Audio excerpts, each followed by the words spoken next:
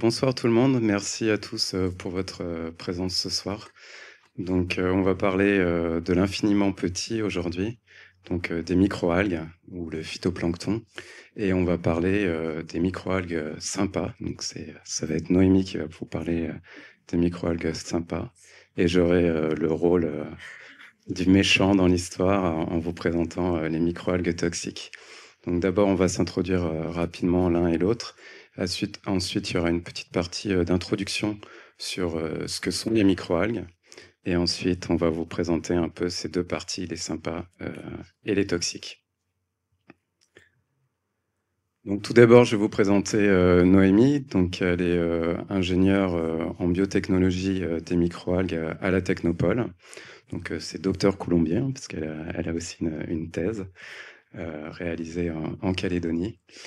Donc Noémie est très intéressée sur l'exploration des applications en biotechnologie, en particulier sur les microalgues, hein, c'est pour ça qu'on est là, et sur le développement d'une filière aquacole en Nouvelle-Calédonie, puisqu'il y a une volonté de diversifier les productions aquacoles sur le territoire.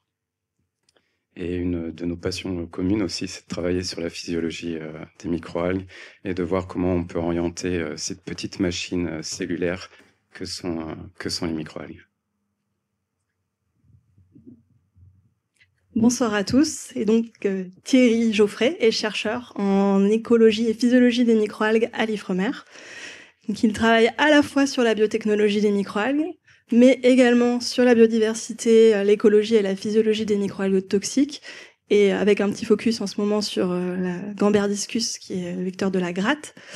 Et il s'intéresse également à la symbiose entre les microalgues et leurs hôtes, notamment les foraminifères ou les coraux. Je laisse la parole à Thierry. Allez, c'est parti. On va plonger dans le monde des microalgues. Donc ici, vous avez une petite photo de notre labo. Et tout d'abord, on va présenter ce que sont les microalgues. Et on va définir chacun de ces mots qui peuvent être un peu barbares des fois. Donc les microalgues, ce sont des organismes microscopiques unicellulaires capables de faire la photosynthèse. Donc elles vivent principalement dans les milieux aquatiques, que ce soit en eau douce ou en eau salée. Donc on les retrouve partout. Et grâce à cette photosynthèse, elles transforment l'énergie lumineuse en énergie chimique avec leurs pigments, en particulier la chlorophylle. Donc ici, dans cette histoire, tout est une histoire de taille. Donc ici, vous avez une illustration avec la tête d'une épingle pour vous faire une idée de l'échelle. Donc on a différentes tailles de plancton. On a le mésoplancton qui est de 200 micromètres à 2 mm. Donc celui-là, on peut le voir à l'œil nu. Après, on a le microplancton. Donc c'est là où on va commencer à rencontrer nos microalgues qui fait de 20 à 200 microns.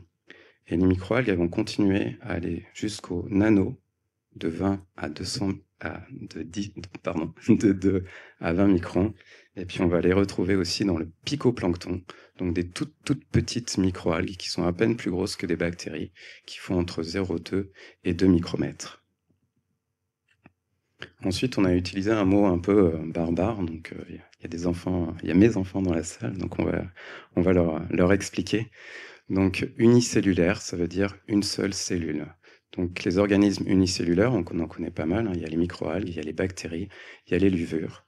Et grâce à cette cellule, elles sont capables de tout faire en fait. Dans une seule cellule, elles leur servent à se nourrir, à bouger, à se reproduire et à réagir avec leur environnement. Donc ici, vous avez différentes microalgues. Donc on voit très bien, par exemple, on va essayer le pointeur, le noyau ici de l'algue, une seule cellule. Et après, elles ont toutes un peu leurs particularités, en particulier pour rester dans la zone photique, qu'on va définir un peu plus tard. Oups. Et du coup, elles ont des soies, ce qu'on appelle, ce qui entoure la cellule. Donc ce sont ces traits ici. Là, vous avez des cellules de Kétocéros avec des grandes soies. Elles vont former des colonies comme ça, collées les unes aux autres, ou attachées les unes derrière les autres. Et elles vont aussi avoir des vacuoles très riches en lipides. Alors toutes ces stratégies en fait sont faites pour rester dans la colonne d'eau et se maintenir dans la zone éclairée. Donc grâce à ces stratégies, elles vont sédimenter le plus doucement possible au fond des océans. Ensuite, un deuxième mot un peu barbare qu'on a utilisé, c'est la photosynthèse. Donc la photosynthèse, en fait, pour les algues, pour les plantes, pour les cyanobactéries, c'est comme un super pouvoir qui leur permet de transformer l'énergie lumineuse avec un petit peu de CO2 en plus pour faire tourner la machine en glucides, et surtout ça va aussi produire l'oxygène. Alors cette petite machine qui se situe dans les chloroplastes de nos microalgues, c'est quand même quelque chose d'essentiel, parce que sur la planète, ça va nous permettre de capter à peu près 50% du CO2 que l'on émet. Donc quand on parle de réchauffement climatique, on sait que nos algues, elles sont là pour nous aider. Et elles vont produire à peu près, nos petites algues, sur les océans et dans les lacs, 50% de la production mondiale d'oxygène. Donc sans elles, clairement, on n'est pas là. Donc soyez sympa avec elles. Vous pouvez continuer à faire pipi dans l'eau. Ça leur donnera à manger. Après, elles vivent dans les milieux aquatiques. Donc ces milieux sont très divers. Donc les algues, elles sont quand même super fortes. Elles peuvent vivre dans des sources d'eau chaude à des pH très acides. Elles peuvent vivre au niveau des pôles. Donc là, on voit des taches vertes sur la neige. Donc ça, ce sont des microalgues. Ça peut poser des problèmes d'ailleurs parce que ça va faire fondre la neige plus rapidement que prévu. On peut les voir sur les façades de nos maisons.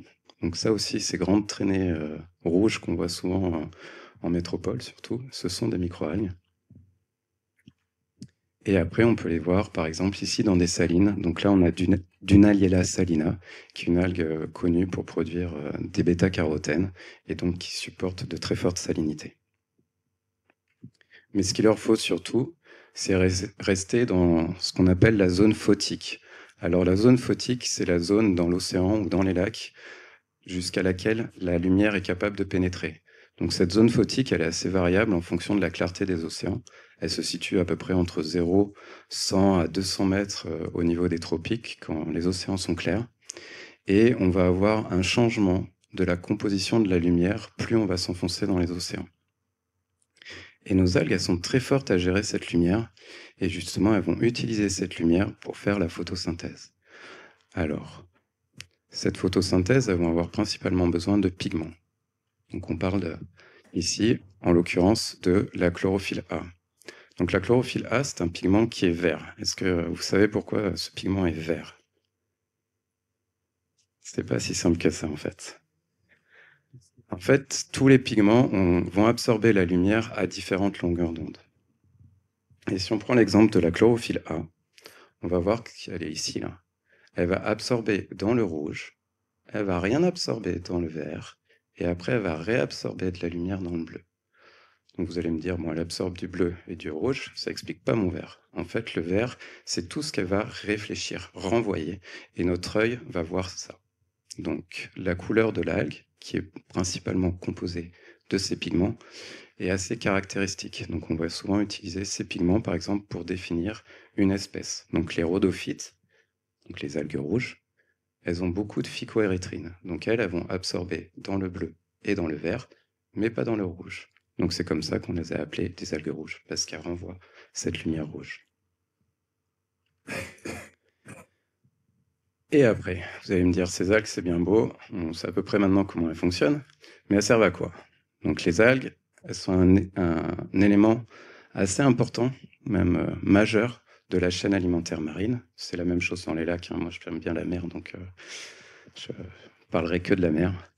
Donc on va les retrouver à la base de cette chaîne alimentaire marine. Donc c'est ce qu'on appelle la production primaire. Et après la production primaire, en fait, elles vont être consommées par le zooplancton que vous avez là, donc ce qu'on appelle aussi les consommateurs primaires, qui va être lui-même consommé par les consommateurs secondaires. Et après, on va voir les consommateurs tertiaires et ceux qui sont à la fin de la chaîne alimentaire, donc les grands mammifères ou les humains, donc ce qu'on appelle aussi les super prédateurs. Mais bon, on est peut-être des super prédateurs, mais à la fin, on finit tous en matière morte et on arrive au fond des océans. Et à ce moment-là, on est tous dégradés par des petites bactéries qui sont encore plus petites que nos microalgues. Et une partie va être stockée dans les sédiments mais une autre va être envoyée dans les colonnes d'eau et réutilisée par nos phytoplanctons, nos microalgues. Donc c'est ce qu'on appelle les grands cycles biogéochimiques. Donc à ce moment-là, on rentre dans des zones qui sont assez complexes, mais qui sont aussi super intéressantes à étudier. Et notre phytoplancton, il a un rôle assez central sur ces grands cycles, puisqu'il va beaucoup interagir sur tous ces cycles du carbone. Donc on a vu tout ce qui était captation du CO2, mais ce carbone, il va aussi aller au fond des océans, et c'est vraiment là où il va être stocké. Donc c'est un peu lui qui nous sauve la vie en ce moment. Il faut quand même en avoir conscience, mais il arrive un peu à ses limites. Donc c'est pour ça qu'il faut essayer d'arrêter de rouler en pick-up. Donc voilà. Après, il va rentrer énormément dans les cycles de l'azote et du phosphore, qui sont les deux éléments principaux utilisés par nos microalgues pour grandir. Donc, par exemple, tout ce qui va être pollution va avoir un énorme impact sur les algues. Donc, les engrais sont très riches en azote et en phosphore, vont permettre aussi une production accrue de microalgues. Et on va voir après que ça peut poser problème quand ces productions d'algues sont des algues toxiques. Donc voilà, ces algues, elles ont un rôle extrêmement important dans les grands cycles. Après, on va les retrouver à différents endroits sur la planète. Donc on va les trouver principalement au niveau des pôles et sur la zone tempérée. Donc ici, on voit tout ce qui est production primaire. Et en fait, on utilise la chlorophylle et on la mesure par satellite. Et ça permet de faire ces grandes cartes où on va voir la production primaire au niveau de la planète. Et on voit des grandes zones où il y a beaucoup moins de chlorophylle au niveau des tropiques. Et donc ces zones, elles sont un peu plus pauvres puisqu'il y a moins de nutriments à ces niveaux-là. Par contre, il y a aussi beaucoup de cyanobactéries dans ces zones qui sont moins riches en chlorophylle. Et les cyanobactéries ont un peu moins de chlorophylle que les microalgues, donc on les détecte un peu moins. Par contre, elles sont très présentes sur ces zones-là, en particulier autour de la Calédonie. Après, on va avoir toute une dynamique un peu différente aussi en fonction de là où on se trouve. Donc, au niveau des tropiques, on va parler de ce qui nous concerne en premier lieu, on a quelque chose d'à peu près constant, parce qu'on a un climat qui est plutôt stable, et on a très peu de nutriments. On est dans des zones oligotrophiques, donc très peu riches en nutriments. Donc, on va avoir une production assez stable tout au long de l'année, et pas forcément avec des biomasses très importantes. Après, pour la Calédonie, on se situe un peu entre les tropiques et une zone tempérée. Donc, dans les zones tempérées, on va avoir à peu près 2 efflorescences, ce qu'on appelle aussi des blooms, des multiplications très importantes des microalgues dans l'eau. Et donc, on en a une au printemps, quand le soleil commence à revenir et qu'il y a encore tous les nutriments qui ont été déversés dans les océans par les pluies de l'hiver et de l'automne. Et après, on en a une autre en début d'automne avec les premières pluies, parce qu'il y a encore un peu de lumière et on a encore pas mal de nutriments dans l'eau qui sont remis en suspension par ces pluies. Donc ça, c'est un peu cyclique de ce qu'on peut retrouver dans les zones tempérées. Dans les zones au niveau des pôles, on va avoir beaucoup de nutriments dans l'eau, mais par contre, on va avoir une période relativement courte avec de très fortes biomasses. Donc ce qu'on a pu voir sur les cartes, tout à l'heure, ce sont des cartes qui ont été effectuées pendant les périodes estivales au niveau des pôles. Quand il fait nuit, il fait nuit. Quand il fait nuit, il n'y a pas de photosynthèse et il n'y a pas de microalgues. Après, les algues, c'est quelque chose quand même d'assez compliqué. Donc, elles ne forment pas un groupe unique, en fait, ces microalgues. Elles forment divers groupes. On parle souvent des protistes. Et les protistes, c'est un ensemble d'algues qui vont regrouper les diatomées, les dinoflagellés, les chlorophycées, les aptophycées, les cryptophycées, etc. Donc, on va les retrouver ici, au niveau des eucaryotes. Et, comme j'en parlais aussi tout à l'heure, on a aussi les cyanobactéries. Donc, les cyanobactéries, même si ce sont des prokaryotes, elles sont souvent incluses sous le terme microalgues. Donc ça complique un peu les choses, mais c'est aussi assez sympa à étudier. Maintenant, je vais vous montrer quelques images de ces algues. Elles sont toutes, à mon sens, plus belles les unes que les autres. Donc ici, on a des diatomées, on voit des diatomées centriques qui vont vraiment être dans la colonne d'eau. On a des diatomées plus pennées, là, qui sont vraiment allongées, et elles qui sont plus spécialisées pour pouvoir ramper sur les sédiments dans la zone photique. Après, on a les dinoflagellés qui ont des petits flagelles qui leur permettent de se déplacer dans la colonne d'eau. Ce sont presque, pas mes favoris, mais presque, je les adore. Donc ici, vous avez que des algues toxiques pour info. Donc plein de pleurocentrums et des dinophysis avec une magnifique photo MEB de mes collègues de Concarneau. Donc voilà, un très beau dinophysis. Les algues vertes qui, comme vous le voyez, portent bien leur nom, puisqu'elles sont gorgées de chlorophylle. Elles sont en général plus petites, assez rondes, assez difficiles à reconnaître au microscope, parce qu'elles sont vraiment pas grandes. Et après, on ne va pas toutes les faire, parce qu'on pourrait passer vraiment toute la soirée à les regarder. On a les cyanobactéries, donc, qui sont un peu différentes. Donc elles n'ont pas de noyau, et elles peuvent être soit toutes seules, soit former des chaînes. Ici, par exemple, vous avez une spiruline qui forme des spires comme ça, qui sont assez reconnaissables. Voilà, je ne vais pas vous expliquer cet horrible arbre phylogénique, mais juste pour vous dire que c'est compliqué, qu'on estime à peu près qu'il y a entre 20 000 et à 200 000 espèces de microalgues sur la planète. Par contre, les chercheurs, ils sont un peu à la ramasse, parce que pour l'instant, on en a décrites 20 000, à peu près entre 15 et 20 000. Donc on a encore pas mal de boulot.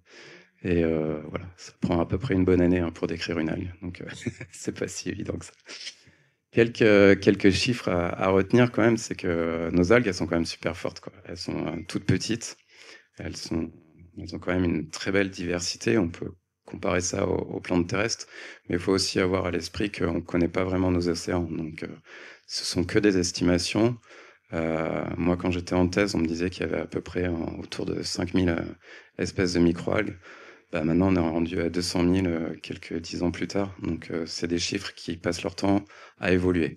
Par contre, sur Terre, ces chiffres, ils sont beaucoup plus stables. Donc, on sait qu'on a à peu près 400 000 plantes terrestres et un peu plus d'1,5 espèces d'animaux. Donc, nos algues, elles rattrapent leur retard, puisqu'on connaît de plus en plus nos océans.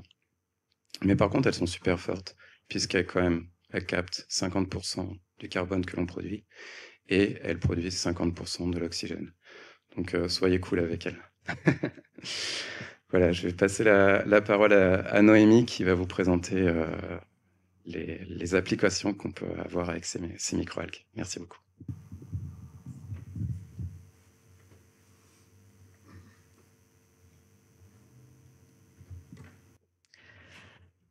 Alors, pour commencer, je voudrais vous expliquer pourquoi les microalgues attirent autant l'intérêt des chercheurs, mais aussi des industriels. D'abord, Thierry l'a dit, il y a un intérêt forcément environnemental et climatique, puisque, donc, comme le disait Thierry, elles produisent la moitié de l'oxygène et fixent la moitié du CO2. Mais elles sont aussi également extrêmement productives. Elles poussent très vite. Et bien plus vite que les végétaux terrestres. Pour vous donner un ordre d'idée, la productivité du colza ou du tournesol est entre 2 et 3 grammes par mètre carré par jour. Pour les microalgues, on est plutôt entre 10 à 40 grammes par mètre carré par jour. L'intérêt des microalgues marines, c'est également qu'on a une absence de compétition avec les terres agricoles. Et également, on a, donc, comme le disait Thierry, une grande diversité génétique, également métabolique. On a donc des milliers d'espèces qui vont être adaptées à tous les types de milieux, donc on va en retrouver partout. Elles sont riches en différentes biomolécules, dont des molécules originales qu'on ne va pas retrouver ailleurs dans la nature, notamment des polysaccharides, des lipides, des protéines, des vitamines et des pigments. C'est pour ça qu'il y a de multiples applications aux microalgues. Parmi les applications les plus développées, il y a l'alimentation animale. Donc les microalgues, elles vont être utilisées en aquaculture. Donc comme le disait tout à l'heure Thierry, elles sont à la base de la chaîne alimentaire dans les milieux aquatiques. Donc elles servent à l'alimentation des mollusques, des larves, de poissons et de crustacés, soit sous forme vivante ou sous forme de pâte, et elles sont également incluses dans des granulés qui sont donnés en aquaculture aux poissons. Et elles sont également utilisées pour les élevages terrestres de volailles, de bovins et porcins. Donc pour l'alimentation aquacole, elles vont avoir un intérêt pour leur apport en protéines et en lipides, et notamment les fameuses oméga 3 qui, à la base, viennent des microalgues. Et elles vont également avoir aussi un effet santé, donc pour tous les animaux, en apportant des vitamines, des antioxydants qui vont améliorer la santé des animaux. Et puis elles ont également un effet fonctionnel, puisque par exemple certaines microalgues sont ajoutées à l'aliment des volailles parce qu'il y a un pigment dans ces microalgues jaune qui va faire que le jaune de l'œuf sera plus jaune, ou le saumon sera plus rose. Et puis un petit peu plus anecdotique également, les microalgues sont utilisées pour l'alimentation des animaux de compagnie. Là je vous ai mis un exemple de croquettes pour chat enrichies en spiruline. Alors les microalgues, elles sont également utilisées en alimentation humaine. Vous connaissez peut-être la spiruline ou la chlorelle, qu'on va trouver en poudre ou sous forme de granulés, de comprimés, et qu'on va pouvoir incorporer dans des recettes. On voit de plus en plus sur le marché des produits avec de la spiruline. Et puis elles sont également utilisées en industrie agroalimentaire. Alors en tant que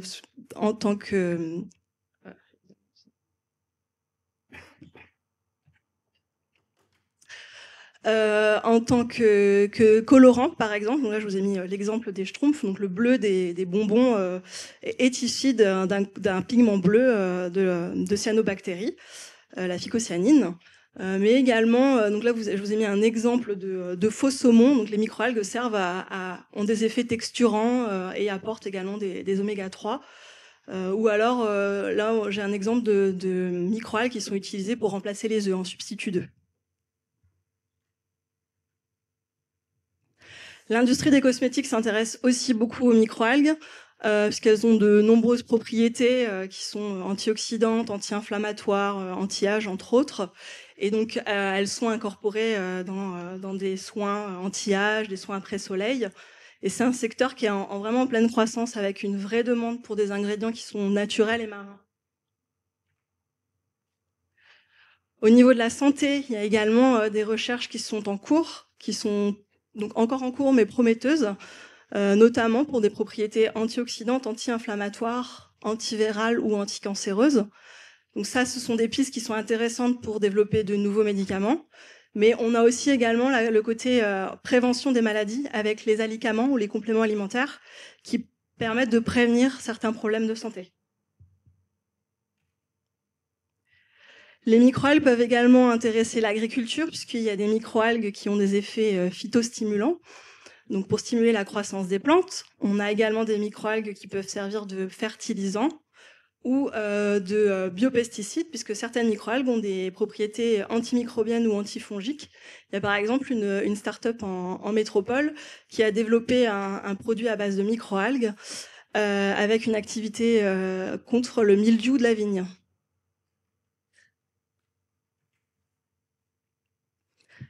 Donc certaines microalgues produisent beaucoup de lipides, et ces lipides, on peut les transformer en biodiesel. Donc vous avez peut-être entendu parler des biocarburants de 3e génération. Donc on fait également des biocarburants à partir de colza ou de maïs. Par rapport à ces plantes, les microalgues ont plusieurs avantages, comme je vous le disais tout à l'heure, c'est qu'elles ont une croissance qui est beaucoup plus rapide. On va pouvoir les cultiver sur des terres qui ne sont pas agricoles. Et surtout, on va aussi utiliser d'eau de mer ou des eaux usées et pas de l'eau douce.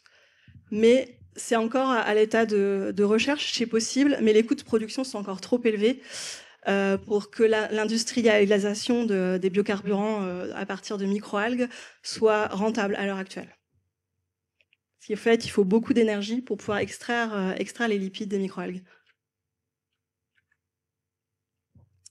Et enfin, les microalgues peuvent être utilisées pour dépolluer. Alors à la fois, elles ont besoin donc d'azote, de phosphore pour se développer. Donc elles peuvent être utilisées pour dépolluer des eaux usées ou des effluents aquacoles. Et donc réduire la quantité de nutriments et améliorer la qualité de l'eau qui est rejetée. Mais également absorber des métaux lourds ou d'autres polluants. Et puis, donc le microalgue fixe le CO2. Elles ont besoin de CO2 pour se développer. Donc, il y a beaucoup d'études en cours pour utiliser le CO2 industriel, capter ce CO2 des cheminées industrielles donc à partir de microalgues.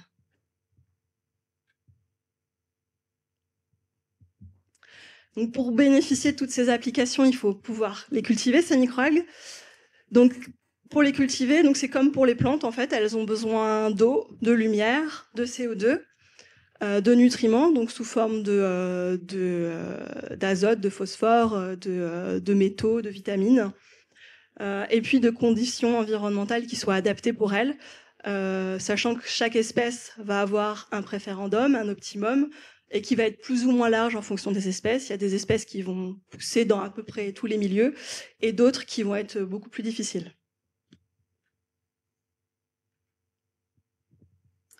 Et donc, comment on les cultive? Donc, il y a plusieurs systèmes de production. On les sépare généralement en deux types. Donc, on va avoir des systèmes de production qu'on va dire ouverts, donc comme ici. Donc là, vous avez le même exemple que Thierry des salines de Dunalia salina, où en fait les algues, l'homme n'intervient pas, et les algues poussent naturellement dans ces salines. Ensuite, on a des bassins ouverts un peu plus intensifs, où on va injecter des nutriments et ajouter du CO2 pour booster la productivité, puis ajouter un système, une roue à eau pour mélanger. Donc ça s'appelle des raceways. Là, vous avez un bel exemple de différentes couleurs de microalgues à Hawaï. Et puis après, on a d'autres systèmes de production qu'on appelle des photobioréacteurs. Donc là, on est en système fermé. Il existe tout un tas de géométries différentes. Donc là, je vous ai mis des tubes et des panneaux, des poches, des tubes verticaux. Il existe vraiment plein d'autres types de photobioréacteurs. Et après, le choix entre un système ouvert ou un système fermé, les deux ont leurs avantages et leurs inconvénients.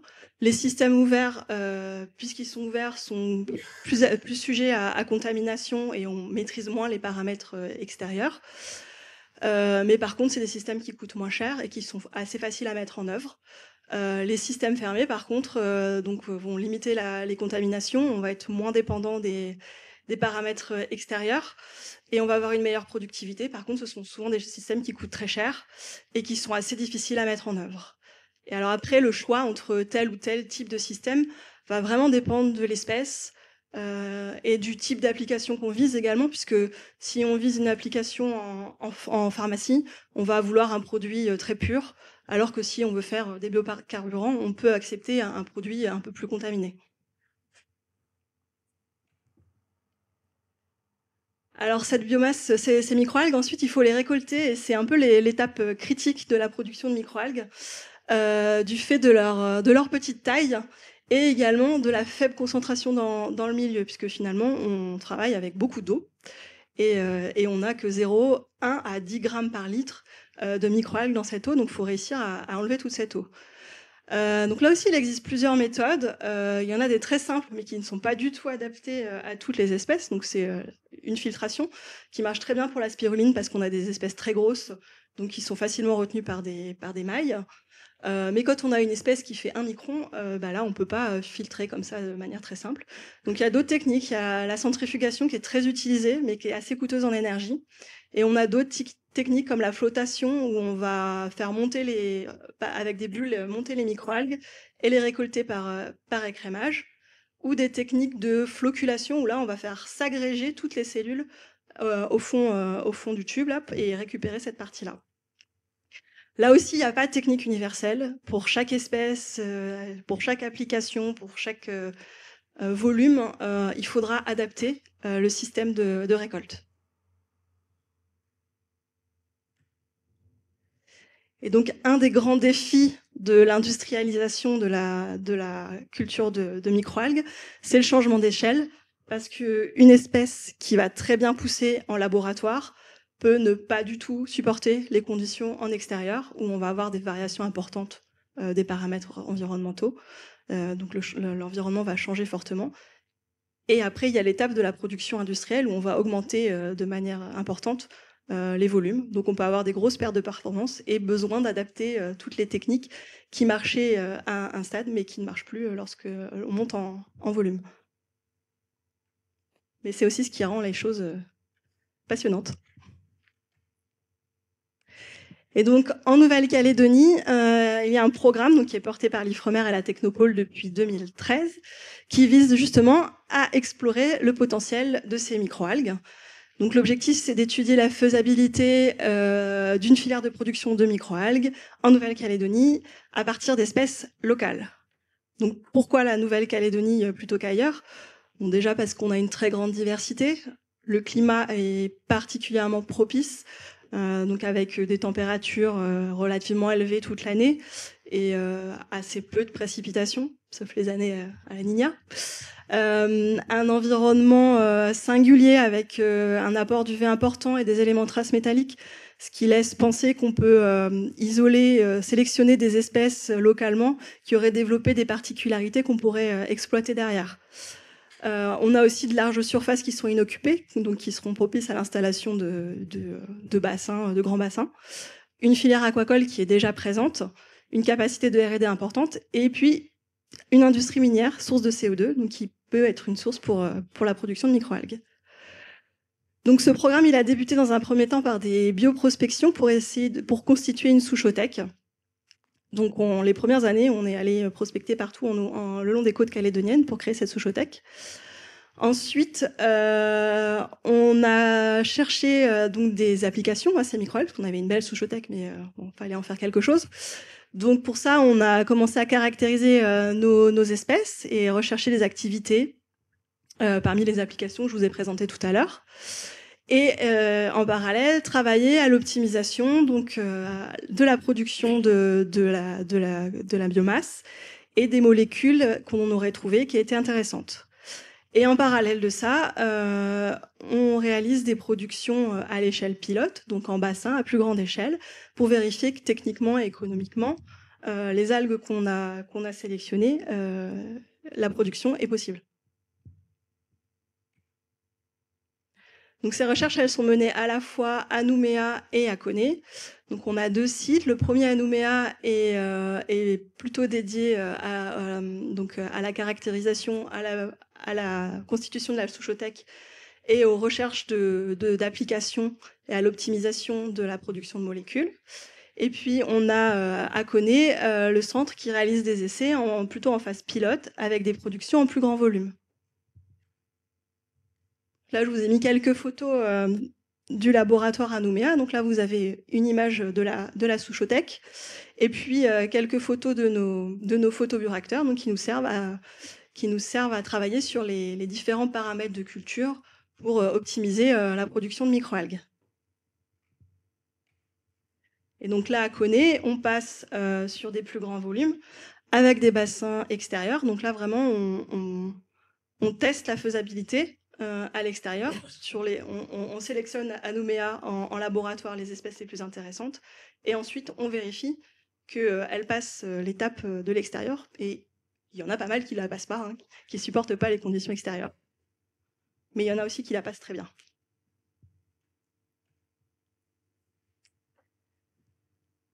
Et donc pour revenir sur la souche OTEC, comment on a fait pour constituer cette souche OTEC ? Alors notre objectif, c'était d'isoler des espèces de microalgues qui soient à la fois robustes, puisqu'on allait les cultiver en bassin extérieur avec des variations importantes des paramètres environnementaux. Donc il fallait que les espèces soient capables de résister à ça. Et des espèces à croissance rapide, parce que l'objectif, c'est quand même de les valoriser et qu'elles fassent de la biomasse. Donc il nous fallait des espèces qui poussent vite. Donc on a prospecté le long de toutes les côtes calédoniennes dans des zones côtières qui étaient à la fois exposées à des variations des paramètres environnementaux, par exemple dans les embouchures de rivières où on a des variations de salinité, de pH au cours de la journée, et puis également les zones avec des paramètres extrêmes, par exemple les salines de point gamme ou les zones très impactées par la mine. Et ensuite, on a isolé les microalgues par une méthode de dilution-exclusion en photobioréacteur, l'objectif étant de retenir que les espèces les plus productives. Donc ça nous a permis de constituer une souche OTEC de 46 espèces. Donc tout à l'heure, Thierry vous parlait des différents groupes de microalgues. Donc la majorité des microalgues qu'on a appartiennent aux diatomées et aux vertes, et on a quelques espèces dans les autres groupes.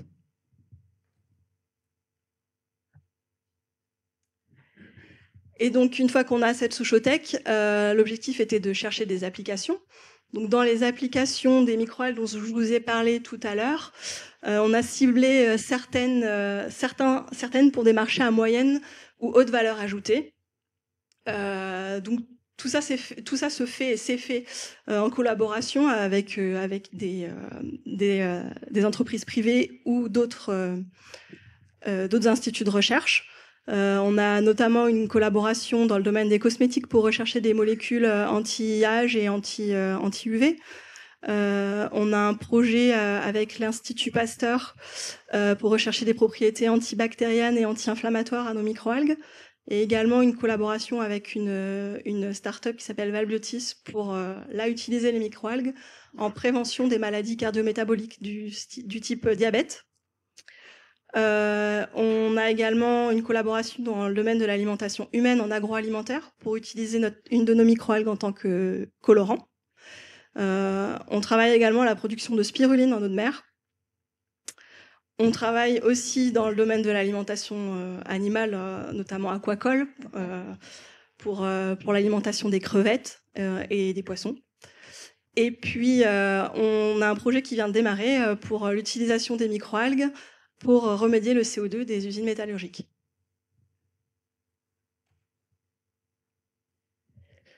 Enfin, on travaille également à l'orientation métabolique des microalgues. Alors, l'orientation métabolique, c'est un vilain mot, mais en gros, ça veut dire qu'on joue sur les paramètres de culture, que vont être, par exemple, la température, la lumière, le pH, la salinité ou les nutriments, pour essayer d'augmenter la production de molécules qui vont nous intéresser.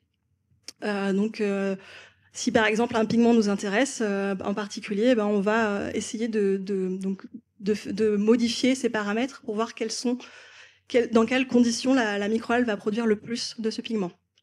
Et je vous ai mis un petit exemple qui est assez parlant de ce qu'on peut faire avec l'orientation métabolique. Donc c'est pas quelque chose qu'on fait nous, mais qui est assez visuel. C'est donc la fameuse Dunalia salina dont on parlait tout à l'heure, qui rend ces grandes salines roses là, qui dans des conditions non stressantes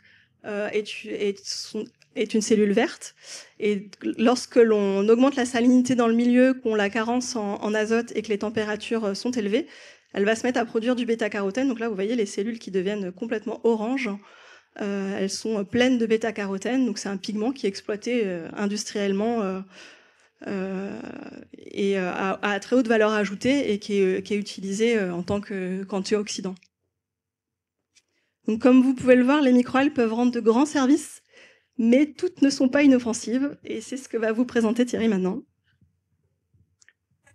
Merci. Donc on va changer de domaine, on va passer sur les algues toxiques, qui sont toujours aussi belles, même si elles ne sont pas forcément très sympas. Donc tout d'abord, une petite définition, j'aime bien les définitions. Donc les microalgues toxiques sont des espèces qui peuvent être phytoplanctoniques, donc on peut les retrouver dans la colonne d'eau, mais elles peuvent être aussi benthiques, donc ça va être le cas pour les Gambierdiscus qui sont en lien avec la gratte. Et donc elles sont capables de produire des toxines de manière naturelle. Donc on n'a pas besoin de les aider pour ça. Donc comme je l'ai dit tout à l'heure, les microalgues, elles sont à la base de la chaîne alimentaire. Donc dès qu'on va avoir des algues toxiques, ça va impacter toute la chaîne alimentaire. Donc ça va impacter les poissons, les coquillages, donc les consommateurs aussi, les humains, mais aussi les mammifères. Donc il faut quand même avoir à l'esprit que certaines microalgues peuvent être responsables de mortalité chez les baleines, donc qui sont aussi en fin de chaîne alimentaire. Donc certaines toxines sont très très puissantes et on va pouvoir regarder ça. Par contre, je vous rassure tout de suite, dans toute cette diversité de microalgues, il n'y en a qu'1 à 2% qui sont toxiques. Donc c'est quand même une fraction qui est très faible par rapport à toutes les microalgues qu'on connaît. Donc en fonction des conditions environnementales, donc elles peuvent être favorables, par exemple une augmentation de température ou un apport en azote ou en phosphore important, on va avoir ce qu'on appelle des efflorescences. Donc on va avoir une augmentation de la quantité de ces microalgues. Et quand ces efflorescences ont lieu avec des espèces toxiques, eh ben, on va avoir beaucoup de toxines qui vont être produites. Donc ici, vous avez un exemple avec la saxitoxine. Là, vous avez aussi des ostréopsis qui étaient en train de nager. La vidéo vient de s'arrêter. Et ces toxines elles vont s'accumuler dans la chaîne alimentaire. Et du coup, on va les retrouver dans les coquillages. On peut les retrouver aussi, comme pour la gratte, dans les poissons. Et ça va entraîner différents symptômes chez nous, le super prédateur. Donc on n'est pas si fort que ça. On va avoir différents types de symptômes en fonction des espèces qui vont être à l'origine des toxines. Donc on va avoir des problèmes gastro-intestinaux, neurologiques, dermatologiques. On peut aussi avoir des problèmes cardiovasculaires et des problèmes respiratoires. Ce qui peut entraîner la fermeture de sites de production ou l'interdiction de pêche dans certaines zones. Donc en termes de diversité, on va voir que ce n'est pas toutes les espèces qui produisent ces toxines. Il y a beaucoup de dinoflagellés, donc une grosse centaine d'espèces qui sont producteurs de toxines. Donc c'est pour ça tout à l'heure que je vous disais que j'aimais bien ces espèces-là. C'est parce elles sont marrantes, elles font plein de choses bizarres. Après, on a quelques diatomées, donc en particulier les pseudonychia, qui produisent l'acide domoïque, qui est une toxine pas très sympa. On va avoir les cyanobactéries aussi. On a une cinquantaine d'espèces. On a eu pas mal de problèmes avec les cyanobactéries en Calédonie, en particulier du côté de l'Ifou, où ça a entraîné des dermatoses assez importantes chez les baigneurs et les pêcheurs. Et après, on a quelques autres microalgues qui vont surtout être problématiques parce qu'elles vont avoir un effet ichthyotoxique, c'est-à-dire elles vont plutôt tuer les poissons ou d'autres organismes marins, par exemple en colmatant les branchies ou tout simplement lors des efflorescences en enlevant l'oxygène de l'eau. Parce que les algues, c'est bien beau, elles produisent de l'oxygène quand il y a du soleil, mais quand il fait nuit, elles sont comme nous, elles respirent. Donc elles enlèvent cet oxygène de l'eau, et quand l'écosystème est déséquilibré, quand il y a beaucoup trop d'algues dans un milieu, et ben, elles vont tout simplement enlever l'oxygène de l'eau. Alors là, je vais essayer de vous faire un peu peur et on va commenter ce beau tableau. Non, je rigole. C'est juste pour vous montrer la quantité de toxines qui sont actuellement réglementées ou surveillées au niveau européen. Donc il y a un gros paquet de toxines et elles sont toutes plus ou moins toxiques et elles ont toutes des effets un peu différents. Donc on va regarder les principales, mais avant je voulais juste vous faire un petit focus sur celles qui nous concernent pas mal, les ciguatoxines qui sont produites par Gambia discus principalement. Et en fait, si vous regardez attentivement la dernière colonne du tableau, on voit que l'EFSA, donc l'autorité européenne pour la réglementation des toxines dans on va dire dans les coquillages, dans les chairs de poisson, on est sur une concentration en toxines qui est très très faible. Donc on a un facteur souvent supérieur à 1000 par rapport aux autres toxines. Donc les ciguatoxines, donc la toxine responsable de la gratte, est une des toxines les plus dangereuses, les plus toxiques au niveau planétaire. Maintenant, on va parler des toxines les plus courantes. J'ai laissé aussi des toxines qu'on va rencontrer. Après, on va passer dessus en Calédonie. Donc, on a aussi les toxines diarrhéiques, donc, qui sont assez connues sur les côtes françaises parce qu'elles sont à l'origine de fermeture de zones de pêche. Donc, elles sont principalement produites par Dinophysis. Donc, vous avez quelques photos de Dinophysis. Donc, ce sont des grosses microalgues qui sont super jolies et qui, au niveau de stratégies d'alimentation, sont intéressantes parce qu'elles vont voler les chloroplastes d'autres microalgues. Donc, ce sont des algues kleptoplastes, des voleuses de chloroplastes. Et elles vont les utiliser justement pour faire la photosynthèse. Donc, ce qui se produit, c'est qu'elles vont s'accumuler dans les coquillages et on va avoir des symptômes, portent bien leur nom, diarrhéiques, qui vont apparaître assez rapidement après quelques heures. Et ce qu'il faut savoir pour la majorité de ces algues, c'est que ces toxines, elles sont super résistantes aussi. Donc, vous avez beau les congeler, les cuire, les chauffer, les mettre au barbecue, les sécher, les fumer, tout ce que vous pouvez essayer, ça va strictement rien faire. Ça va juste enlever l'eau des chairs des poissons et concentrer la toxine. Et ça va des fois un peu oxyder ces toxines.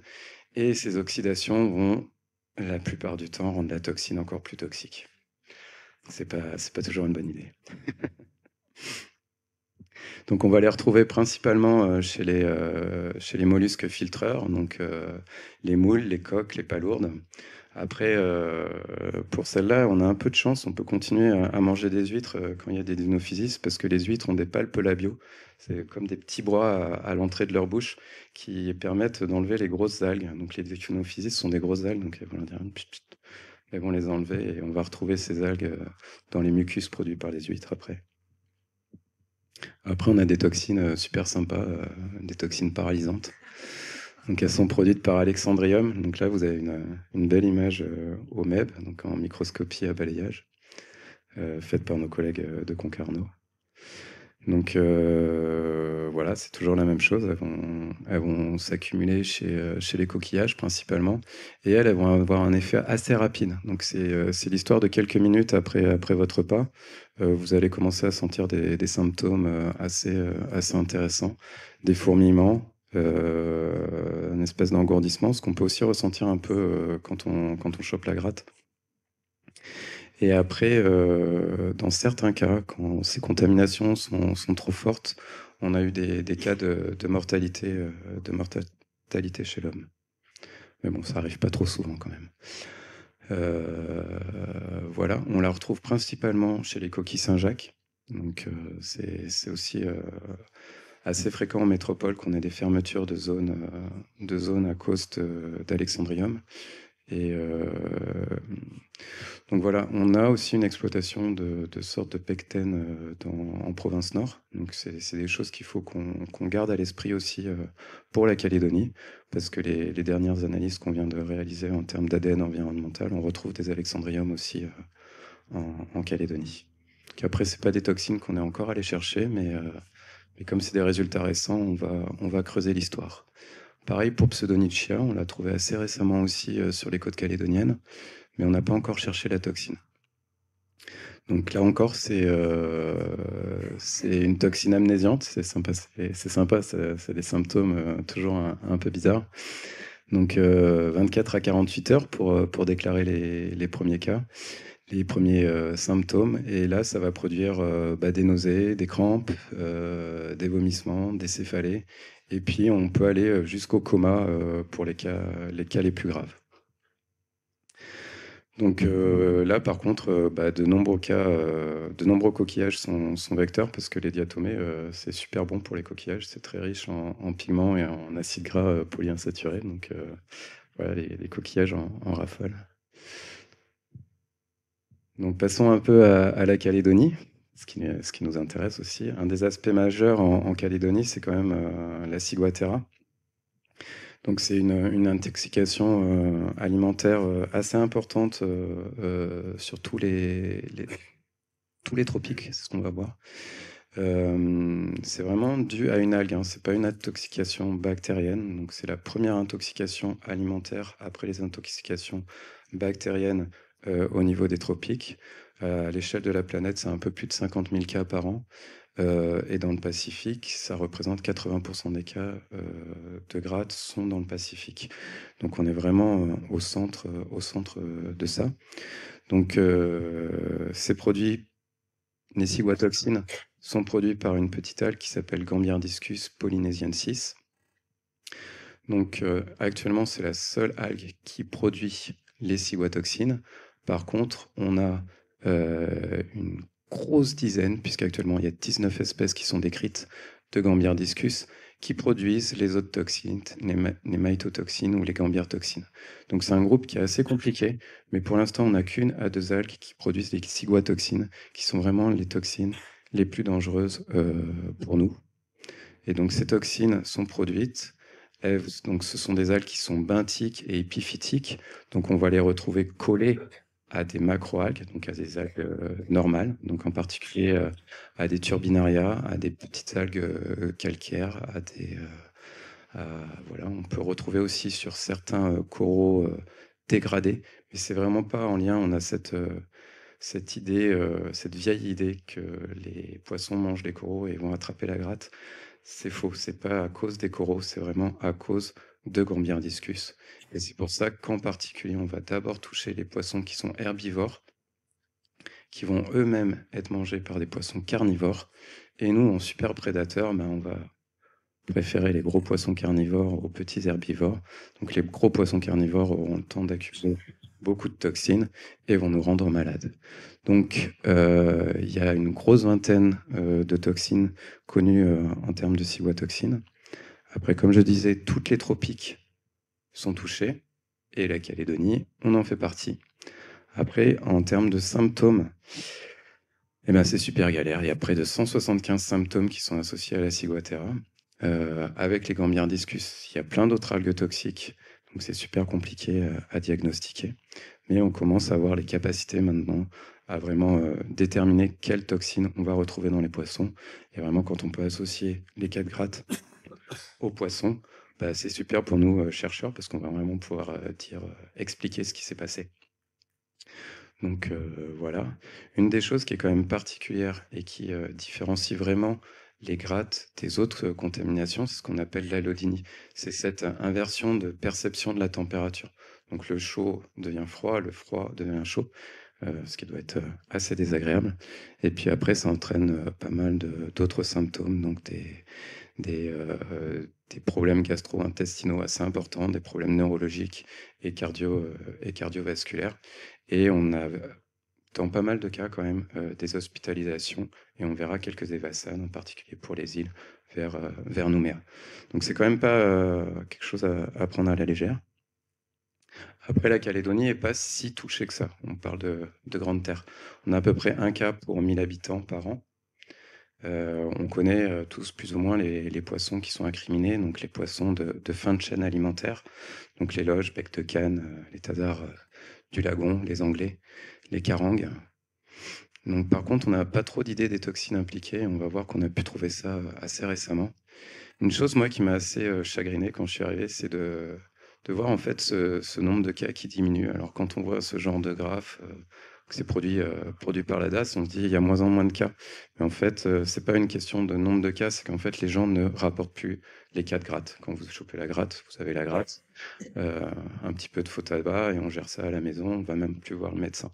Et quand on va voir le médecin, quand les cas de gratte sont graves, eh ben, il y a une absence de remontée au niveau de la DAS. Donc, nous, on travaille avec la DAS, on essaie dans le cadre d'un projet dont je vais parler après, on va essayer de resensibiliser les populations sur ça. Parce qu'en fait, on s'est aperçu que, par exemple, au niveau de l'IFU, on a les collègues du dispensaire de Houé qui ont fait un boulot assez remarquable. Entre 2017 et 2020, ils sont allés chercher tous les cas qui ressemblaient à des cas de gratte dans leurs archives. Et puis, on est arrivé quand même à une incidence au niveau de l'IFU de 7,5 pour 1000 habitants. Donc, ce qui représente à peu près ce qu'on retrouve dans les zones de Polynésie qui sont très impactées par la ciguatera. Donc, c'est sur peu de temps, plusieurs cas, avec 9 quand même évassanes vers le CHT. Bon, et souvent, les gens disent ouais, bon, c'est des humains, c'est pas grave. Mais ça touche aussi les animaux. Donc, souvent, on donne les restes aux chiens ou aux chats. Et sur l'IFU, il y a eu 34 cas de gratte sur la même période. Donc, ça, c'est le veto de l'IFU qui a fait ce travail. Et avec plusieurs décès chez nos ennemis, les animaux. Et ça donne des paralysies de l'arrière-train chez les chiens. C'est assez curieux et c'est un symptôme qui est assez caractéristique des cas de gratte. Donc voilà, si j'ai un mot à vous dire, c'est si vous avez la gratte, ça arrive à pas mal de monde, bah, faut le déclarer. Faut le dire à votre médecin que c'est une intoxication à déclaration obligatoire. Donc vous pouvez trouver tout ça sur le site de la DAS. Le site est plutôt bien fait, il y a toutes les informations qu'il faut. Donc voilà, à voir avec votre médecin. Et vous allez me dire, mais vous, qu'est-ce que vous faites au niveau d'Ifremer? Eh ben, on travaille sur ça. Donc, on a fait exactement la même chose que pour le programme amical. On fait le tour de la Calédonie. On récupère des algues un peu partout, des macroalgues, on va les secouer et on va essayer de trouver les algues épiphytiques qui sont accrochées, donc nos fameuses Gambierdiscus. Ensuite, je passe les algues au microscope et je vais les isoler une à une pour les mettre en culture. Donc, c'est vraiment un travail de fourmi. Il faut essayer d'attraper vraiment quelque chose qu'on ne voit pas avec une aiguille, une pointe de pipette Pasteur effilée à la flamme. Et on va aller juste l'attraper toute seule et la mettre en culture. Donc ça prend du temps, mais ça se fait. Et après, on va faire de belles images comme j'ai pu vous montrer. On va faire la taxo, on va regarder quelles toxines on va retrouver et on va faire des tests, ce qu'on appelle neurodosage. Donc c'est des modèles qui sont un peu proches des neurones et qui vont nous permettre d'évaluer leur toxicité. Donc comme ça, on a actuellement 43 souches d'algues potentiellement toxiques. dont 24 souches de Gambierdiscus. Donc vous avez quelques images MEB ici. Donc on va retrouver la Gambierdiscus polynesiensis, je vais vous en parler. On a une espèce calédonienne qu'on est en train de décrire, qui est connue nulle part pour l'instant. Donc on va pouvoir rajouter une espèce à la longue liste des microalgues. Et on a plein d'autres espèces qu'on retrouve un peu sur les différentes côtes calédoniennes et dans tout le Pacifique. Donc ici, vous pouvez voir notre petit Gambierdiscus polynesiensis. Donc il faut quand même avoir à l'idée que c'est la première fois qu'on retrouve Gambierdiscus polynesiensis en dehors des archipels de la Polynésie.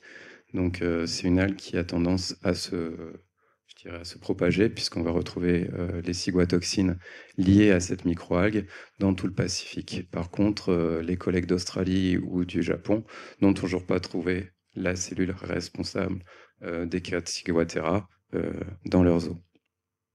Donc on était assez content de la trouver. Bon, c'est pas cool pour nous, mais ça nous permet de savoir qui est responsable de la gratte en Calédonie. Donc c'est cette petite cellule qui a l'air bien inoffensive quand on la regarde. Et si on la regarde d'un peu plus près, donc là on passe au microscope électronique, ça donne des super images, et en fait on les décrit en comptant le nombre de plaques et leur forme, etc. Après on passe aussi en biologie moléculaire. Et ce qui est intéressant chez les Gambierdiscus, c'est qu'on peut voir presque au microscope, c'est ce port en forme d'hameçon. Donc comme pour attraper le pêcheur et lui dire, ben voilà, vous êtes puni, vous avez pêché trop de poissons. Donc voilà, c'est une petite vengeance de la nature, je dirais. Après, ce qui est un peu moins fun pour nous, c'est qu'elles ont un profil un peu atypique, nos Gambierdiscus polynesiensis de Calédonie, mais elles gardent toujours cette toxine, la CTX4A et la CTX4B. Donc derrière ce nom un peu barbare, c'est la ciguatoxine 4A et la ciguatoxine 4B. Cette toxine, une fois qu'elle est ingérée par un poisson, elle va s'oxyder et former la ciguatoxine 1A et 1B, donc les deux premières ciguatoxines qui ont été isolées et caractérisées. Et ces ciguatoxines sont juste parmi les toxines les plus toxiques pour l'être humain. Donc c'est pour ça qu'avec des taux très faibles, on va pouvoir contaminer des personnes. Et par exemple, ces poissons-là, les Deloche saumonés, donc on n'a pas réussi à savoir si c'était des petits points ou des gros points, mais je dirais plutôt des gros points, ont entraîné l'hospitalisation de 2 personnes de l'IFU. Et on a des taux qui sont élevés en termes de ciguatoxines. Par contre, en termes de quantité de toxines dans des chairs, ce ne sont pas des taux très élevés. C'est juste que la CTX1B qu'on trouve ici sont des toxines extrêmement toxiques. Et quand on regarde ces quantités par rapport à d'autres poissons qui ont été pêchés autour de l'IFU, on est sur des quantités qui sont pas très élevées. Donc il n'y a pas un énorme ratio. Donc il y a quand même un risque assez marqué dans certaines zones d'attraper la ciguatera en mangeant fréquemment du poisson de récif. Donc c'est pour ça, n'arrêtez pas de manger du poisson, mais variez votre source de poisson par contre. Et évitez les grosses loches de fin de chaîne alimentaire. Après, en termes de diversité, donc on a 24 souches, on en a fait la taxonomie pour l'instant complète que sur 7 espèces, donc qui viennent de différents endroits, et on va retrouver nos Polynesiensis à l'IFU, à Nouméa. On trouve d'autres espèces aussi au niveau de Thio, aussi à Ginec. Elles ont toutes leurs profils toxiniques, mais on s'aperçoit quand même que celles de l'IFU sont assez costauds. Donc voilà. C'est la zone autour de la marina de l'IFU qui est connue pour être très gratteuse. Et comme elle est très peu pêchée, le résultat, c'est que le récif est purement magnifique, avec des bénitiers splendides et des coraux super bien préservés. Donc c'est assez intéressant. Et vous allez me dire, qu'est-ce qu'il en est des autres toxines? Donc on a fait un petit papier il y a 1 an, 2 ans déjà, où on a prélevé un peu des coquillages autour de Nouméa, donc sur la baie des Citrons, sur Ansvata, jusqu'à Wemo, et on a placé des capteurs passifs. Donc là, c'est moi qui ne suis pas en train de plonger, parce que j'ai mon chef qui est dans la salle. Donc, on observe une belle diversité de toxines. Donc, des toxines diarrhéiques, donc l'acide ocadéique. Donc, on revient sur notre beau dinophysis qu'on a vu tout à l'heure et sur nos prorocentromes. Donc, clairement, ils sont dans le coin. Et après, on a par exemple les azaspiracides. Donc, moi, j'ai fait ma thèse sur azadinium qui produit cette toxine-là. Donc là, on a trouvé que l'azaspiracide 2, donc certainement un azadinium poporum, si vous êtes curieux. Et après, on a d'autres toxines comme les homoyésotoxines ou les pecténotoxines. Et celle-là, la pinatoxine G, je vais revenir dessus. Après, cette diversité de toxines, on l'a retrouvée dans les capteurs passifs. Ah oui, je n'ai pas précisé. Donc ça, ce sont des capteurs passifs. C'est une résine qui va capter toutes les toxines qui sont dissoutes dans l'eau de mer. Donc en particulier les toxines lipophiles. Vous pouvez comprendre que capter des toxines hydrophiles dans l'eau de mer, ça commence à être compliqué puisqu'elles préfèrent l'eau plutôt que ma résine. Mais les lipophiles, elles adorent cette petite résine et on va pouvoir les capter assez facilement. Un autre capteur passif qui est purement génial et qui, lui, va capter les hydrophiles et les lipophiles, bah, ce sont nos coquillages, les mollusques filtreurs, parce qu'ils ont une capacité à filtrer des centaines, pour certains des dizaines à des centaines de litres d'eau dans un temps assez court, et ils vont pouvoir accumuler des toxines. Ce qu'on voit, c'est qu'on a une diversité assez intéressante en toxines. Par contre, on a quand même de bonnes nouvelles là-dedans. C'est qu'on n'a pas vu de toxines liées à la ciguatera dans ces mollusques. Par contre, on a des brévétoxines qui sont produites par des Carenia brevis, qui sont assez proches, qui sont aussi des neurotoxines. Donc on les a trouvées dans des ptéria ici. On n'a aucune toxine liée aux palytoxines. Alors pourquoi regarder les palytoxines? Eh ben, on est à la baie des Citrons. Donc on a tous eu cette impression assez désagréable que l'eau pique. Et en fait, les palytoxines, elles ont engendré la fermeture de beaucoup de plages autour du bassin méditerranéen et aussi sur la côte basque, puisqu'il y a Obstreopsis confereovata qui les produit et qui va libérer ces toxines dans l'eau. Et ces toxines ont un pouvoir, vont créer des dermatoses et des problèmes respiratoires chez les humains. Donc on est très curieux de voir si on retrouvait ça au niveau de nos coquillages. Et par chance, on les a pas. Par contre, on a trouvé les Ostreopsis ovata en Calédonie et comme en Polynésie, les souches du Pacifique n'ont pas l'air de produire la toxine. Donc de ce côté-là, on a de la chance. Après, on a quand même pas mal de toxines diarrhéiques, donc qui demandent à creuser toutes ces surveillances. Ce sont des toxines qui sont réglementées en Europe, qui sont réglementées sur les pays qui nous entourent, que ce soit la Nouvelle-Zélande ou l'Australie. Donc si à terme on veut pouvoir exporter nos huîtres de roche de Calédonie, eh ben, il faudra absolument regarder ces toxines dans nos coquillages. Et après, on a des pinatoxines G. Donc, je disais que cette petite étude se centrait aussi pas mal sur la baie des Citrons.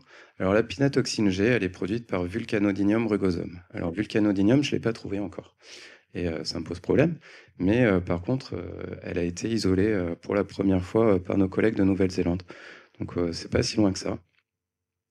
Et on trouve des concentrations qui sont très proches de ce qui est recommandé par l'ANSES. Donc c'est cette barre bleue. Donc on a des concentrations qui sont assez élevées dans nos coquillages. Donc pour l'instant, on ne sait pas trop ce qu'elle fait sur les humains une fois qu'on la consomme. Par contre, ce qu'on sait, c'est qu'elle a été responsable de dermatites majeures à Cuba et au Sénégal.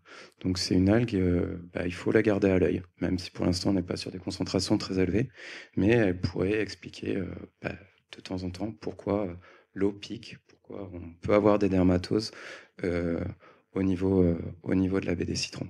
Par contre, ce qu'on a regardé au niveau de la baie des Citrons, c'est qu'il n'y a pas que ces algues. Il y a aussi un paquet de petites méduses, il y a des polychètes, il y a des cyanobactéries. Donc c'est très difficile de dire « Ah, c'est cette espèce-là qui va rendre l'eau piquante ». Donc il y a beaucoup de choses dans la mer. Donc voilà. Après, au niveau des projets qu'on a en cours, on va continuer à travailler sur les algues benthiques, en particulier celles qui sont en lien avec la ciguatera. Donc on fait un gros effort en termes de prélèvement en ce moment. On a plus d'une centaine de poissons qui sont actuellement dans nos congélateurs et je fais des lyophilisations à peu près tous les jours en ce moment pour pouvoir les envoyer à analyse en métropole. Et donc, on essaie de screener toute la chaîne alimentaire, des petits herbivores aux gros carnivores.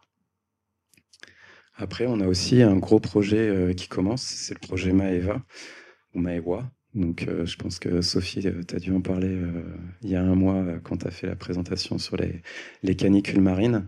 Donc, on travaille tous ensemble au niveau de la recherche. Donc, c'est un projet qui est porté par l'IRD et coporté par Ifremer. Donc voilà, on est plein d'acteurs de la scène de la recherche. Donc il y a l'UNC, il y a aussi Météo France au niveau local. La province Sud est aussi impliquée dans ce projet. La DAS est impliquée.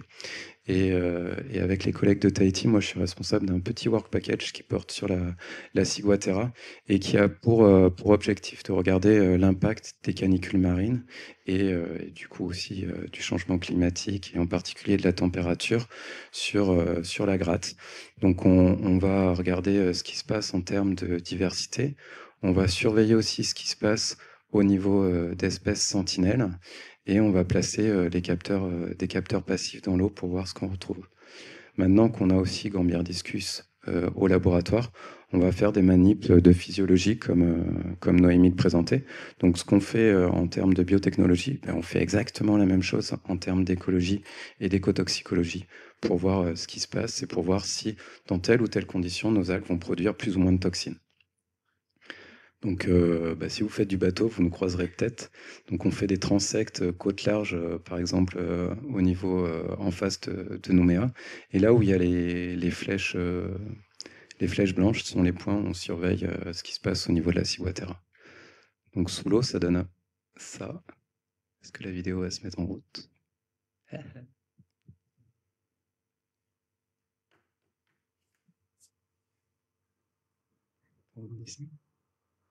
C'est mis en route tout à l'heure. On va voir. Voilà. Donc là, c'est nos plongeurs de l'IRD qui récupèrent ce qu'on appelle des window screens. Donc ce sont des capteurs qu'on met dans l'eau sur lesquels les algues benthiques vont venir se poser.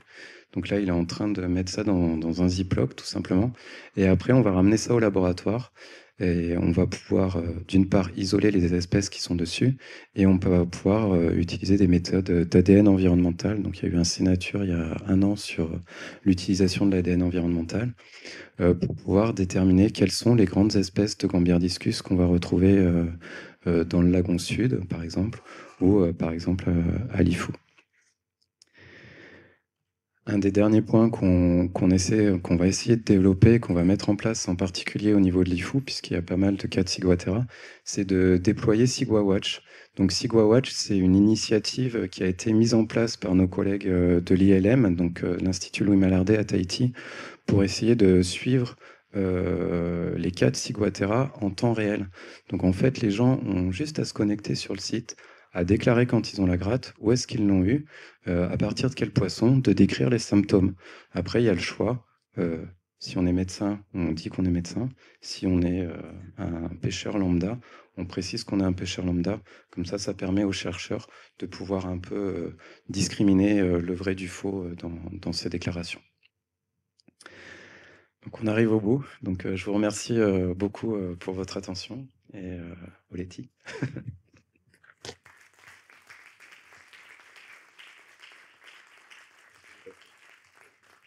J'ai légèrement dépassé le temps.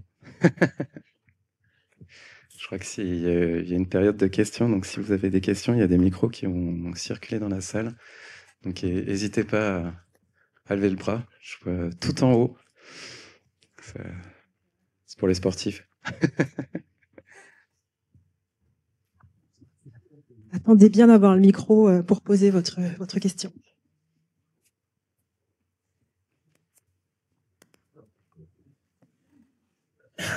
Bonjour, merci. Comment se fait-il que la gratte soit toxique, enfin la ciguatera soit toxique pour les mammifères, mais pas pour les poissons? Bonne question. J'ai jamais dit que c'était pas toxique pour les poissons. En fait, c'est une question qui est ouverte. C'est une question qui est encore ouverte et on a les premières études qui sont en cours. Ce qu'il y a, c'est qu'on est très peu de laboratoires à maîtriser la production de Gambierdiscus. Et ce que j'ai pu dire, c'est qu'en fait, il y a c'est une toxine qui est qui a des concentrations très faibles. Donc il faut produire pas mal de microalgues pour pouvoir faire ces tests sur des poissons. Le problème, c'est que quand c'est en mer, le poisson, dès qu'il va déclarer un symptôme, dès qu'il va être malade, il va se faire boulouter immédiatement. Donc on va pas avoir des poissons avec un comportement un peu bizarre en mer. Par contre, on va pouvoir faire ces tests au laboratoire.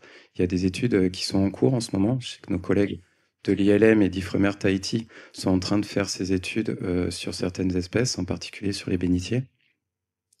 Et là, moi, je reviens tout juste de conférence. On a pu voir nos collègues de Nouvelle-Zélande qui sont très inquiets parce que les Gambierdiscus, avec le réchauffement climatique, arrivent tranquillement mais sûrement sur la Nouvelle-Zélande. Donc avec les collègues de Tahiti, ils ont pu faire les premiers tests sur les poissons et on voit qu'il y a un effet sur les poissons aussi. Donc c'est-à-dire que nous, pour l'instant, on ne s'en rend pas compte parce qu'en mer, le poisson qui est malade, il est tout de suite bouloté. Par contre, quand on commence à faire des tests au niveau expérimental, il y a un effet sur les poissons. Et je pense que ces publications vont pas tarder à sortir et vont être très intéressantes.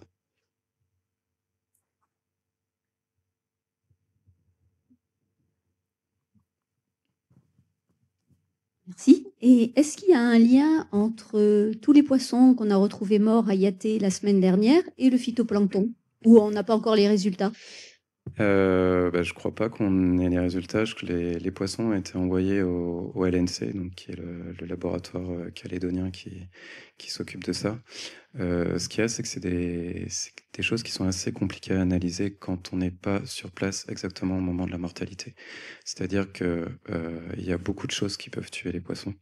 Donc, il peut y avoir des problèmes environnementaux de pollution, mais il peut y avoir aussi les microalgues. Donc, j'ai parlé de microalgues qui ont des aspects ichthyotoxiques.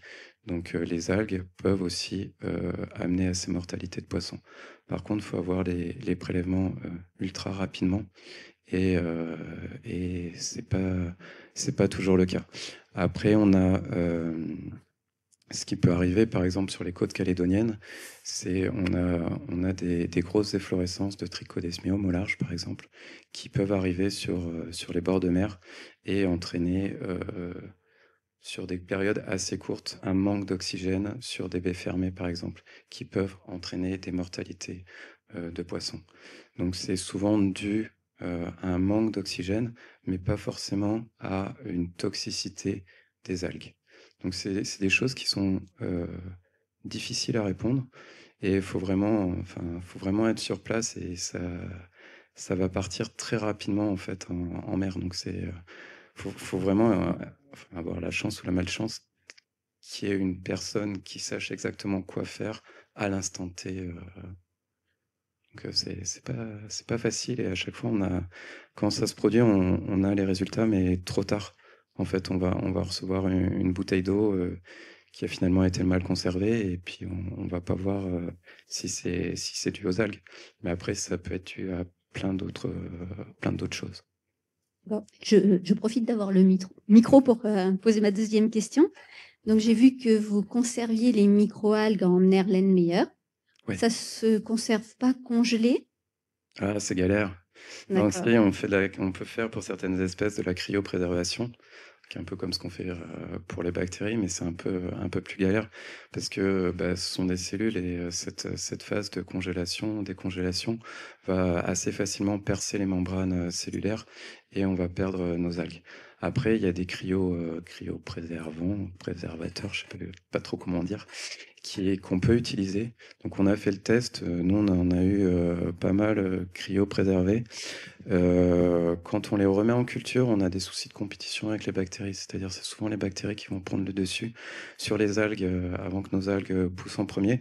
Donc c'est un peu risqué de tout baser sur la cryopréservation. Là, on a eu le parfait exemple du ça fonctionne pas avec les émeutes, puisqu'on n'a pas eu d'azote liquide pendant un certain temps, donc on a perdu toute notre collection qui était cryopréservée. Donc heureusement qu'on avait notre Souchotech. Et alors, promis, j'arrête après celle-là. Mais du coup, si on les garde en Erlen, est-ce qu'on n'a pas des mutations? Pas aussi vite que les bactéries. D'accord.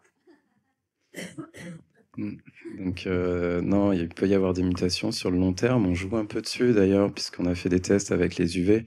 Donc, les UV vont aussi induire des mutations chez les organismes. Et on avait fait une grosse manip. On a exposé nos algues aux UV en espérant qu'elles allaient produire plus ou moins d'antioxydants. Et puis, on a gardé nos algues à la fin de la manip parce qu'on espérait qu'il y ait des petites mutations qui se produisent sur du long terme. Mais non, au niveau de leur génome, c'est plus stable que les bactéries. Puis tout simplement, il y a moins de divisions par jour. Donc on peut les garder quand même plus longtemps.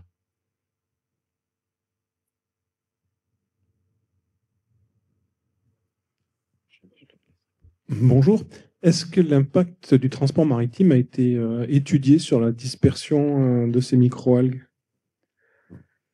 Non, non, pas en Calédonie. Après, au niveau mondial, ça a été étudié. Et clairement, le transport maritime et les eaux de ballast, ou tout simplement les coquillages que les coques de bateaux transportent, le fouling qu'on a sur les bateaux, peuvent être responsables de transfert de microalgues d'une région à une autre. Là, par exemple, c'est dur de dire que c'est dû au transport maritime, mais on a récemment isolé, grâce à la DAS, qui nous avait ramené des échantillons de la baie de Cuto, où il y avait eu des cas de dermatose. En fait, ils nous ont ramené des échantillons, on a isolé un petit hétérocapsa boayensis. Donc ce petit hétérocapsa a été isolé très peu de temps avant par nos collègues de Chine. Et ce petit hétérocapsa est juste responsable de mortalité massive de crevettes et de crabes en Chine. Donc j'espère qu'il ne va pas faire trop de dégâts chez nous, parce que vous connaissez la filière crevette. Donc voilà, c'est le risque. C'est la mondialisation. C'est pour ça qu'on parle beaucoup moins d'endémisme en mer qu'à terre, puisque tout circule. Les courants circulent, les bateaux circulent, et l'eau circule aussi.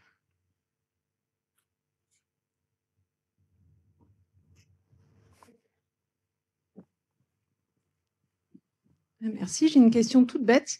En fait, quand tu découvres une nouvelle espèce, comment tu sais que c'est une nouvelle espèce et comment tu arrives à prouver que c'est une nouvelle espèce? C'est super galère. Donc il y a plusieurs choses. On a pu le montrer un peu avec Gambier Discus. En fait, on va utiliser en premier temps la morphologie. Donc on a nos images MEB et on a la partie biologie moléculaire. Donc on va extraire l'ADN de nos algues et on va faire nos arbres, nos fameux arbres phylogéniques qui vont nous permettre de placer la microalgue parmi d'autres espèces de microalgues. Donc on va pouvoir voir si cette microalgue va faire un clade, un groupe avec des espèces qui ont déjà été isolées, ou si ça va former un petit groupe indépendant. Donc on va avoir une variation sur nos gènes qui vont nous dire on est sur potentiellement une nouvelle espèce au niveau moléculaire. Donc on a l'imagerie et on a la partie moléculaire. Et en plus, pour les toxiques, on se base aussi un peu sur les toxines qui vont nous donner aussi une idée. Après, c'est vrai qu'il y a beaucoup d'espèces, en particulier les diatomées, où on va se baser que sur de l'imagerie. Donc là, c'est très dur de dire que c'est une nouvelle espèce, parce qu'il faut vraiment tomber sur l'article qui peut être assez ancien, qui a décrit cette espèce. Et les variations entre une image et une autre, c'est pas toujours évident. Donc il y a des débats vraiment au niveau de la communauté scientifique pour dire si cette espèce ou pas est une nouvelle espèce. Donc là encore, le fait de publier une algue et de dire que c'est une nouvelle espèce, et ça peut être vrai un instant T et ça peut être rediscuté quelques mois, quelques années, quelques décennies plus tard. Et cette algue va être renommée. C'est pour ça que quand on regarde dans Alkibase, par exemple, qui est une base de données avec toutes les microalgues, elles ont des synonymes. Donc on a le nom de l'algue à l'instant aujourd'hui, et on a le nom qu'il y avait avant, parce que tous ceux qui font de la phylogénie passent leur temps à les mettre dans une boîte, dans une autre, et ainsi de suite. Donc c'est passionnant, c'est pas facile, et ça crée pas mal de débats. Voilà. J'espère que j'ai répondu à ta question. D'autres questions? Florent.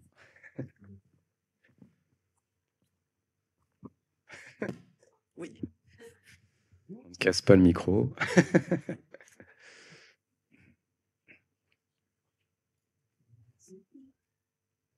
Ça y est, le micro est cassé. Merci. Toutes les plantes ou les animaux, lorsqu'on les cultive, on finit par les croiser pour améliorer certaines caractéristiques, etc. Voire on fait des manipulations génétiques. Est-ce que vous en êtes là sur les microalgues ou est-ce que vous vous contentez de prendre les espèces telles qu'elles sont dans la nature? Nous, on se contente de prendre les espèces telles qu'elles sont dans la nature. Je ne crois pas, je m'avance peut-être, je ne crois pas qu'en Calédonie, on ait le droit de travailler sur des organismes génétiquement modifiés. Je ne crois pas qu'on ait le droit de faire ça. Voilà. Après, ça se fait ailleurs. Clairement, il y a des laboratoires au sein d'Ifremer, au sein du CEA, où on travaille sur la modification génétique de certaines algues. C'est ce dont parlait Noémie, c'est pour créer justement, travailler en particulier sur l'amélioration de la production des algues. En particulier, ça a été très à la mode sur tout ce qui a été biocarburant. On revient un peu dessus maintenant, puisqu'on voit que c'est quand même très compliqué d'avoir quelque chose qui soit valorisable vu les coûts du carburant actuellement.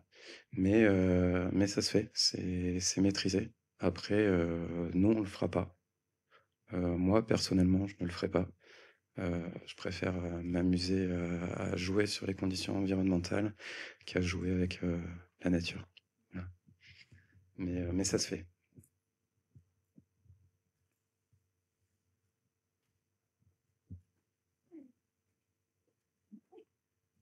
Pas d'autres questions? On va clore la conférence. Merci à tous en tout cas pour vos questions et pour l'intérêt et pour être venus ce soir.